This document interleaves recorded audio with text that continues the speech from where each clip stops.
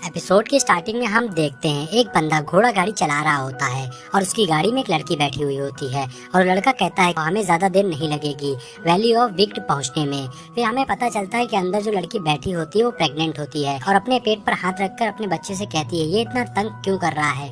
तो लड़का कहता है वो अपने पापा से मिलना चाहता होगा इसलिए कर रहा होगा। तो हमें यहाँ पता चलता है कि वो लड़का जो गाड़ी चला रहा था वो उसका पापा होता है और रास्ते में एक ट्री गिरा हुआ होता है जिसकी वजह से उन दोनों को दूसरा रास्ता लेना पड़ता है। और जैसे ही वो लोग दूसरे रास्ते पे जाते हैं आगे जाते ही उनके ऊपर 3 लुटेरे हमले कर देते हैं और वो जियांग गॉन्जी से पैसे मांगते हैं जो गाड़ी चला रहा होता है। उन तीनों का नाम होता है 4 टाइम्स, डार्क हॉर्स और स्नेक गॉड। फिर उन सब में फाइट होने लगती है और फाइट के वक्त गाड़ी में बैठी लड़की के पेट में दर्द होने लगता है प्रेगनेंसी की वजह से। और फिर अगले सीन में हमें दिखाया जाता है कि 4 टाइम्स और डार्क कंट्री मर चुके होते हैं और जियांग भी जमीन पर गिरा होता है, साथ ही वो लड़की भी। और वहाँ पे 2 बच्चों का जन्म हुआ होता है लेकिन वहाँ जो इंसान खड़ा होता है वो उसमें से एक बच्चे को लेकर चला जाता है।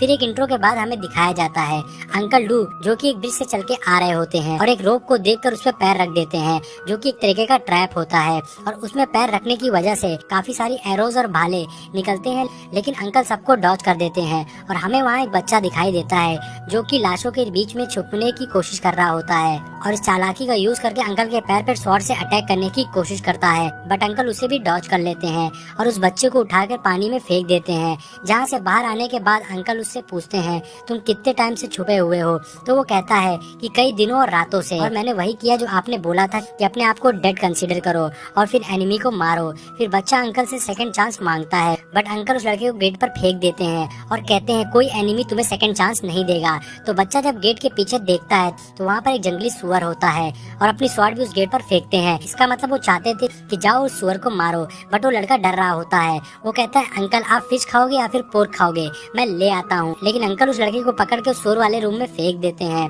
और कहते हैं इसे मार के ही बाहर आना। तो बच्चा काफी चिल्ला और चीख रहा होता है और कहता है अंकल मुझे बाहर निकालो, मैं इसे नहीं मार पाऊंगा, प्लीज मेरी हेल्प करो। लेकिन अंकल वहाँ से चले जाते हैं और बच्चा चीख रहा होता है। फिर हमारा सीन चेंज हो जाता है और एक जगह को दिखाया जाता है जो काफी ज्यादा शांत होती है और वो जगह पर काफी अच्छे ट्रीज लगे होते हैं और वहाँ का एटमॉस्फेयर भी काफी सॉफ्ट होता है। जहाँ हम देखते हैं छोटी सी लड़की को जो प्रैक्टिस कर रही होती है, जहाँ पे अंकल एक रैबिट को दिखाते हैं जो कि बहुत प्यारा सा होता है बट वो उसे अपनी स्वॉर्ड से भगाने वाली होती है। तभी एक लड़की बीच में आ जाती है और प्रिंसेस से अपनी पावर को हटा देती है और वो लड़की उस प्रिंसेस से कहती है प्लीज इस रैबिट को कुछ मत करना, इसे बख्श दो। तो प्रिंसेस इस रैबिट को मांगती है तो लड़की कहती है मुझे पता है प्रिंसेस को एनिमल से दूर रहना होता है। लेकिन फिर प्रिंसेस कहती है कोई नहीं, तुम मुझे दिखाओ जब तक कोई यहाँ आसपास नहीं है। मतलब फिर प्रिंसेस उस रैबिट को अपनी गोदी में ले लेती है और लड़की से पूछती है मैं इसे कैसे हाथ से सहलाऊं, लेफ्ट या राइट से। तो लड़की हल्का मुस्कुराती है और रैबिट को ठीक पोजीशन में रखती है प्रिंसेस के हाथों में और फिर सहलाती है। तभी रैबिट वहाँ से जंप करके भागने लगता है और वो दोनों उसका पीछा करती हैं और बहुत खुश लगती हैं। फिर सीन शिफ्ट होता है और प्रिंसेस अपने रूम में होती हैं, अपनी ड्रेस को साफ करके बाहर आती हैं जहाँ वो मिलती है सेकंड प्रिंसेस से और कहती हैं कि आज यहाँ सेकंड प्रिंसेस के आने का क्या कारण है, जिस सेकंड प्रिंसेस का नाम है जाओ विकी। तो सेकंड प्रिंसेस अपना मुंह फेरती हैं और कहती हैं ये टाइम ऐसा है जब गोल्डन पल्म ब्लूम करता है जो कि बहुत महकता है। और फिर एक ट्रे से ढक्कन हटाती है और कहती है ये लो।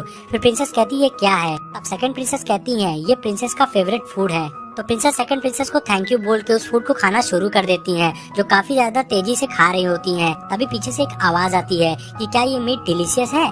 फिर हमें पता चलता है कि वो आवाज एक लड़की मास्टर की होती है जो कहती है तुमने खाते वक्त डिसिप्लिन को इग्नोर कर दिया, तुम ये करोगी क्यों नहीं, क्योंकि ये रैबिट का मीट है जिसे तुमने पकड़ा था। फिर प्रिंसेस को याद आ जाता है और वो सारा टाइम जो उसने उस लड़की के साथ बिताया था और उसी लड़की से प्रिंसेस ने फोर्स किया था कि वो रैबिट को उसके हाथ में दे दे। फिर मास्टर कहती है कि लोटस हार्ट फ्लावर्स को कोई रास्ता नहीं देती है एंजॉय करने का और ये काफी ज्यादा रेयर है। फिर वहाँ खड़ी सेकंड प्रिंसेस जो होती है वो अपनी पावर से और वेव जनरेट करती हैं जिससे वो सारी कैंडल्स बुझ जाती हैं और प्रिंसेस को दिखाती है बर्फ में लिपटी हुई लड़की जो कि वही लड़की होती है जिसने प्रिंसेस को रैबिट दिया था। प्रिंसेस उसे देखकर डर जाती है।